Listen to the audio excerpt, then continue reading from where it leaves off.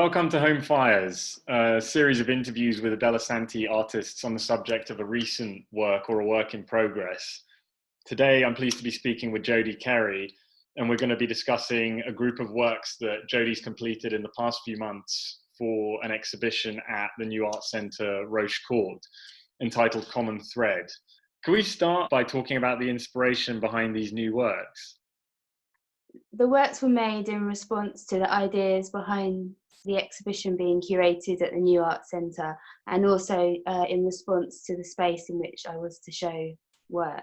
I always like to make work in response to the space in which it's going to be shown. I feel this is the way you can make kind of the best piece possible. The Orangey, which was the space that I was given, is the most beautiful, intimate space in which to show artwork. It's got this very old stone flooring and tremendous amount of natural light which floods through the glass ceiling and through the windows.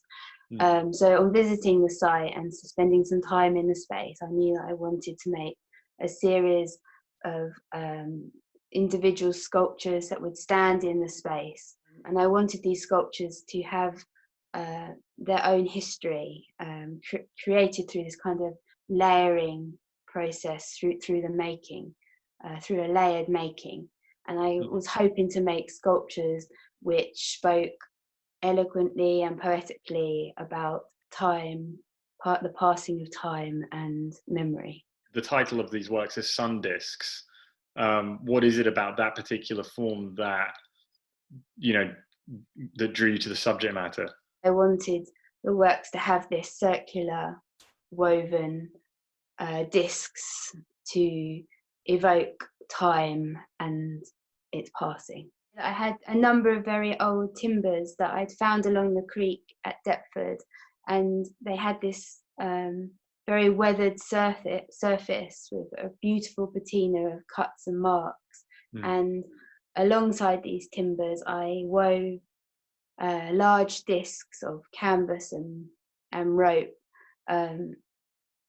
which I buried in the ground and then poured, when carefully removed, and poured the plaster. And then by stacking these cast timbers and earth cast circles, I built up these kind of totemic sculptures. When you first sent us the images, I was looking up sun discs to try and understand a bit of the history, because there's something familiar about them, but I realized I was thinking about sun dials. And when I looked up sun discs, I saw that they date back from the Bronze Age, which is, the same time as Stonehenge. Stone circles are something that you refer to quite frequently in your work. In Stand, there's a sort of aspect of that. There's an aspect of commemoration in the work. And so I just wondered what it is about that ancient moment, about 4,000 years ago, that it seems you seem to be drawn back there frequently in the work. What is it about that period that interests you? I think it's about finding a way to make art today. I really like my work to be made. I've made very literal works in the past, very decorative Baroque sculptures, and I really reached this full stop in this way of working about 12 years ago. And I really stripped everything back to work mainly with the materials themselves and try to let the materials speak for themselves. So when the viewer comes into the gallery and they see the work, there is this experience to viewing them. And I think if I want the works to be tactile and textural, and to really invite the viewer in to look closer at the detail and the materials themselves. There's a neutrality that you maintain, and I think that seems to me to be quite intentional. Is that the case?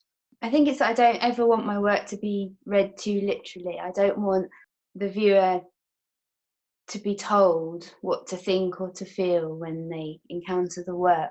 I want to be able to give them space to bring their own thoughts and imagination and experiences to the work in front of them. And I would worry if something was too literal and too prescriptive, and it would limit the viewer.